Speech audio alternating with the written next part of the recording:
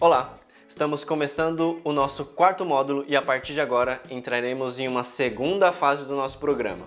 Até aqui falamos sobre propósito, as diferentes gerações no ambiente de trabalho e esse novo mundo 4.0 que já está acontecendo. Diante de tudo isso, quais são as habilidades e competências que vão fazer a diferença nesse novo cenário? O que se espera desse novo profissional que chega para atuar nesse mundo VUCA? Daqui para frente, portanto, passamos o nosso olhar para um lado mais prático. E vamos começar falando sobre um tema muito importante, a inteligência emocional.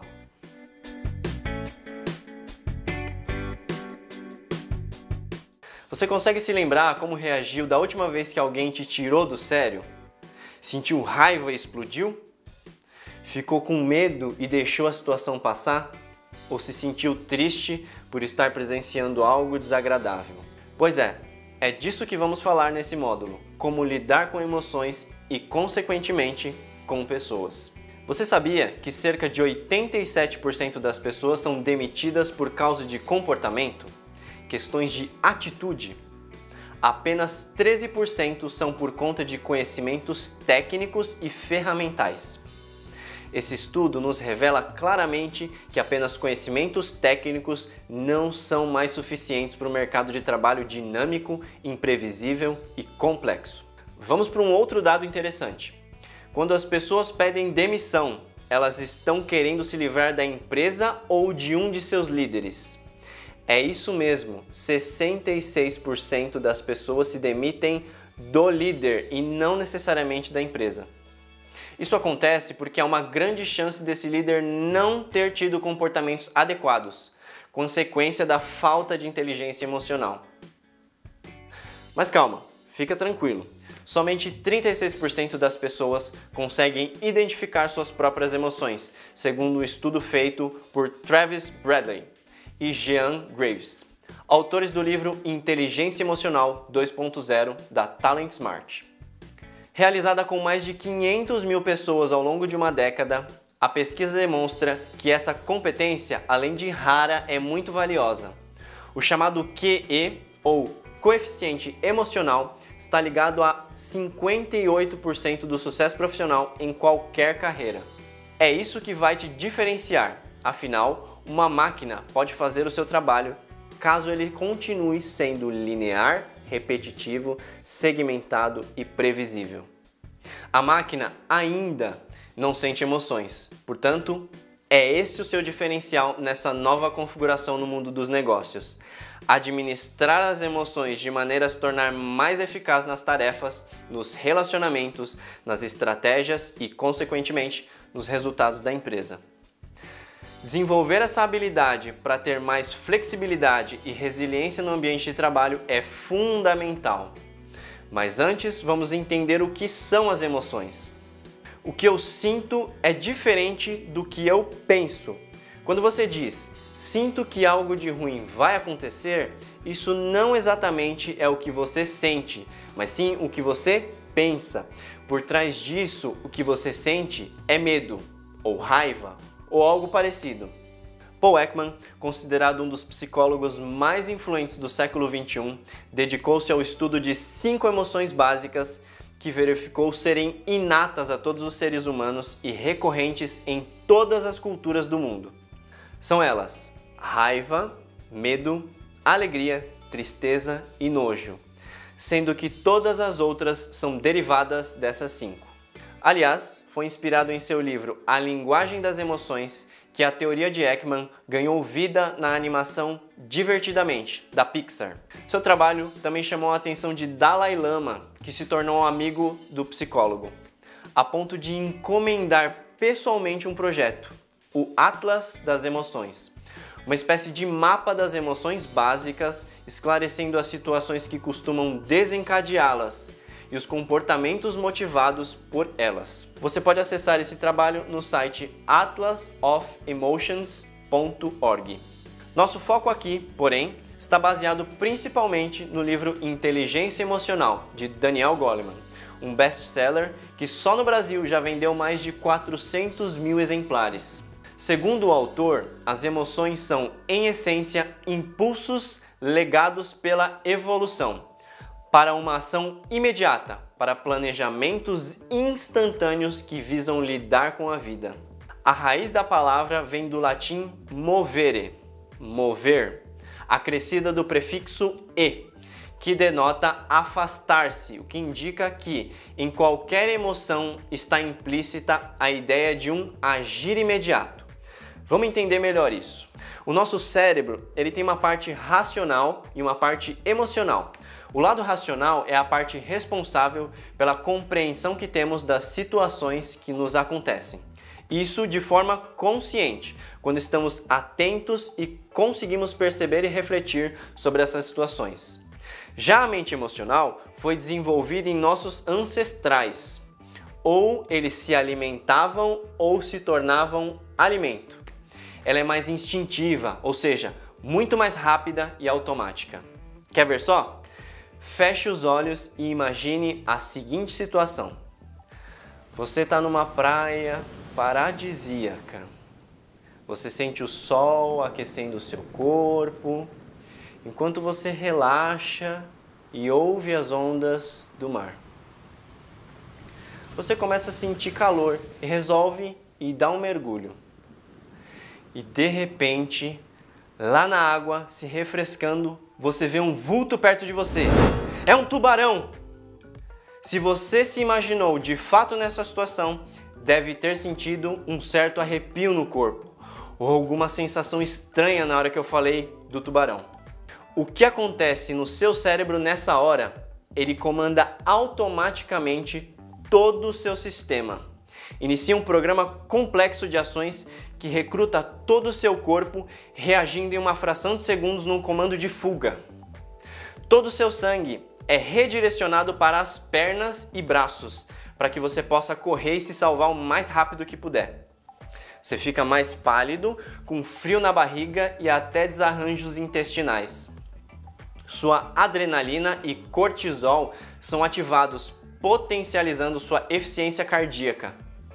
Hormônios e neurotransmissores ativam circuitos que te deixam hipervigilante, hiperfocado e hipersensível a qualquer ameaça ao seu redor. E tudo isso acontece em menos de meio segundo. A emoção é isso, esse programa cerebral que dispara ordens para todo o organismo. Temos uma estrutura no cérebro chamada de amígdala cortical, que fica no cérebro límbico. Tudo que acontece à nossa volta, aquilo que a gente vê, ouve ou sente, passa primeiro por essa amígdala. É ela que capta as emoções, para depois ir para o nosso neocórtex, que é responsável pela razão. O problema é que nem sempre dá tempo da razão chegar antes da emoção tomar uma atitude. 6 segundos. Esse é o tempo para que essa amígdala que falamos aperte um botão de emergência que vai acionar tudo aquilo que vimos no exemplo do tubarão e disparar uma reação de menos de meio segundo. Em situações mais extremas é ainda mais rápido do que isso. Não é à toa que você ouve aquela famosa expressão de que quando algo te incomodar, conte até 10. Fica a dica. Essa dica vale muito. Para qualquer ação, se você conseguir segurar uns instantes antes de agir prontamente, você estará dando o tempo necessário de integrar o alarme dado pela amígdala com um planejamento racional mais refinado, tendo uma reação ou uma atitude mais adequada à situação. Portanto, é da interação entre essa amígdala, do centro emocional, com o neocórtex, do centro racional, que se trata a inteligência emocional. É nessa relação que surgirão as batalhas ou tratados de cooperação entre a cabeça e o coração, o pensamento e o sentimento. Como foi dito, o nosso cérebro emocional surgiu muito tempo antes do cérebro racional. Se antes o homem apenas sentia e agia, com a evolução, o cérebro dele desenvolve o neocórtex e passa então a acrescentar ao sentimento aquilo o que pensamos dele. Assim, a gente tem uma ideia de como é a anatomia de uma emoção. Algo acontece, uma emoção é disparada, um pensamento vem na sequência, quando dá tempo, uma reação é dada. A inteligência emocional vai te ajudar a tornar essa reação construtiva, levando a resultados mais positivos. Olha só que legal essa historinha. Um guerreiro samurai certa vez desafiou um mestre zen a explicar os conceitos do céu e do inferno. Mas o monge respondeu com desprezo: "Não passas de um bruto. Não vou desperdiçar meu tempo com gente da tua laia."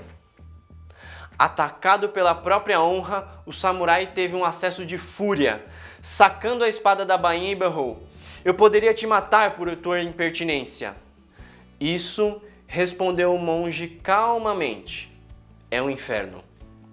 Espantado por reconhecer o que o mestre dizia acerca da cólera que dominava, o samurai acalmou-se, guardou a espada e se desculpou, agradecendo ao monge a revelação.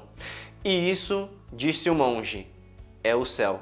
Essa simples metáfora nos diz muito sobre as emoções e nossas reações. Nem sempre conseguimos reagir a determinadas situações da maneira como desejamos. Isso porque somos tomados pela emoção quando seu alarme dispara. Consequentemente, nem sempre temos os resultados desejados em nossas interações.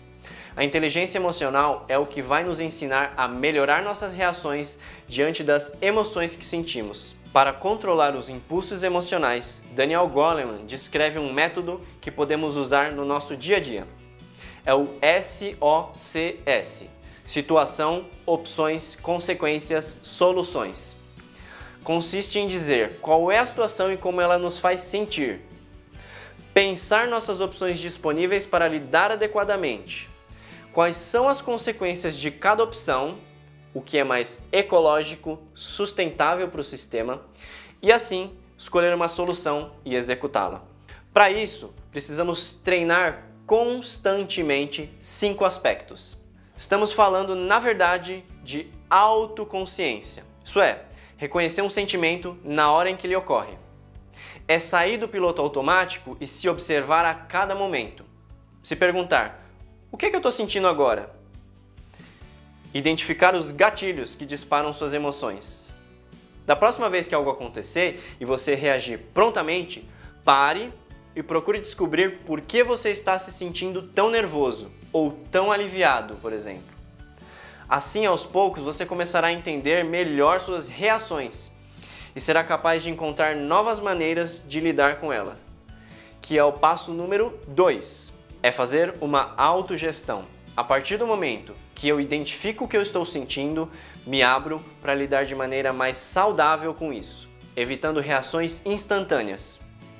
Aqui é quando começo a contar até 10 ao invés de explodir, por exemplo, para acalmar o ânimo e conseguir dar uma resposta ou uma solução mais adequada. Outro ponto presente aqui é a consciência de que os conflitos são passageiros.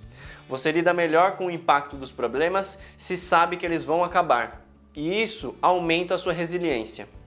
Colocar a emoção a serviço de uma meta é essencial para centrar a atenção, te ajudando no autocontrole emocional, que nada mais é do que saber adiar uma satisfação e conter uma impulsividade. Isso está por trás de nossas realizações, e aprender a entrar em um estado de fluxo é o que nos mantém motivados e facilita grandes desempenhos. Uma vez que você aprende a se auto-observar, também consegue observar o outro. Isso compreende entender o que o outro precisa ou o que ele quer. Para isso, saber escutar e ter empatia com as pessoas são 2 habilidades fundamentais para um bom trabalho em equipe. Lembra dos S que falamos lá no módulo do propósito? Sentido, significado e serviço.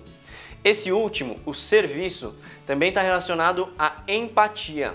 É uma maneira de se solidarizar com o outro e sintonizar aquilo que estão sentindo, adequando a sua postura para oferecer ajuda. O velho paradigma de que no ambiente de trabalho deve-se priorizar a cabeça e não o coração já não vale mais. As gerações Y e Z vieram com essa busca apaixonada instaladas de fábrica. Por isso, no jogo do trabalho, agora não basta somente saber, é preciso sentir. É preciso administrar negócios e também corações. É com o coração que se vê corretamente. O essencial é invisível aos olhos. Já dizia o autor na obra O Pequeno Príncipe. Por último, agora que você conhece melhor suas próprias emoções, lida melhor com elas, se motiva para atingir melhores resultados e consegue reconhecer as emoções nos outros, você está pronto para se relacionar de maneira saudável, que é saber lidar com as emoções dos outros. É aqui que perfis de popularidade e liderança recebem destaque. Esses 5 aspectos, quando bem trabalhados, permitirão que você tenha uma inteligência emocional saudável e produtiva, te permitindo dar feedbacks mais adequados, motivar os outros e conviver com a diversidade, o que vai melhorar também sua comunicação. Tema que veremos mais à frente, no próximo módulo. Mas antes disso, não podemos esquecer de exaltar outro aspecto importante e diretamente ligado à inteligência emocional, a intenção positiva. Ela é um dos princípios da programação neurolinguística, que diz que, em algum nível, todo comportamento tem ou teve uma intenção positiva. Por exemplo, a intenção positiva por trás de um comportamento agressivo é muitas vezes proteção. Por trás do medo, normalmente, a busca por segurança. E por aí vai. Respeitar essa intenção positiva, tanto da sua emoção como a do outro, é o que vai te ajudar a compreender os porquês e os sentidos mais profundos das reações que temos. Isso também nos leva a uma outra questão. Não estamos falando em eliminar uma ou outra emoção, mas sim de utilizá-las na dose certa e no momento adequado, a partir de sua intenção positiva original. Por exemplo, ao invés de usar a raiva para reclamar, discutir, brigar, canalize essa energia que é forte para resolver a situação, propor soluções, incentivar, motivar os outros.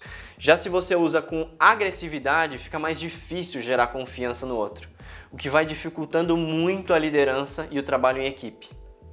O medo, outro exemplo, ele vem quando as coisas começam a dar errado e você fica com medo de fracassar. Em excesso, você paralisa, entra em procrastinação. Já um bom uso é utilizá-lo para prevenir e olhar o que pode dar errado, mas o pensamento de que vai com medo mesmo é o que deve predominar. Já o lado positivo do medo vem como forma de superação, ou seja, uma ação com A maiúsculo, que vai te mover para frente e encontrar soluções para isso. Agora que você sabe que nem sempre será o QI, o quociente intelectual, ou no mercado de trabalho o famoso quem indica, quem irá conduzi-lo ao sucesso pode começar a utilizar o QE, quociente emocional, e que a partir de agora você pode pensar em qual é, ou seja, qual é a situação que se apresenta em seus inúmeros fatores, incluindo-se não somente os aspectos práticos e analíticos, mas também os emocionais, considerando tudo o que falamos até agora. Nesse sentido, você pode se perguntar, qual é a tensão presente nessa reunião, por exemplo? Qual é o sentimento por trás do comportamento de tal pessoa em determinado contexto? Assim, estar atento ao qual é pode contribuir para te dar um cenário mais amplo que considera a inteligência emocional e amplia suas possibilidades de reação, melhorando o resultado que você obtém nessa interação. Antes de partirmos para o próximo módulo, que tal algumas dicas práticas de como você exercita essa inteligência emocional? Quando falamos em autoconsciência, em autoobservação, estamos falando também de um diálogo interno, para que ele não seja tão interno assim. Colocar no papel o que você está sentindo pode ajudar bastante a sair do modo automático. O corpo e a mente estão interligados, por isso, respeitar os limites do seu corpo e manter hábitos saudáveis te coloca em um estado de humor melhor. Você conhece alguém que é super alto astral, mas na hora em que acorda a pessoa é meio um porre? Ou alguém que fica mal-humorado quando está com fome?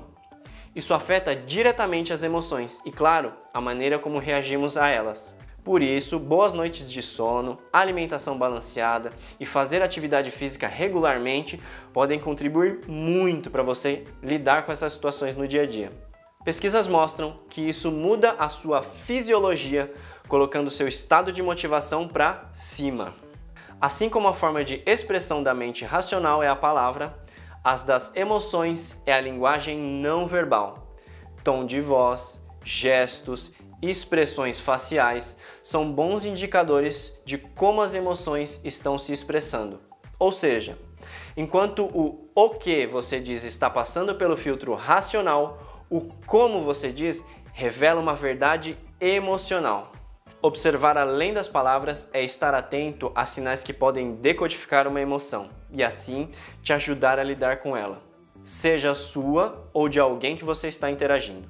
Como já falamos agora há pouco, buscar a intenção positiva de uma emoção te ajuda a compreender níveis mais profundos do comportamento.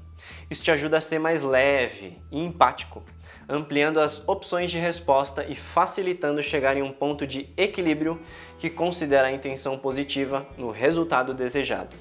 Inteligência emocional não é como aprender a andar de bicicleta, ou algo que você aprende uma vez e nunca mais esquece. Os convites para praticar uma reação mais saudável às suas emoções estão por aí, por todos os lados, a todo momento.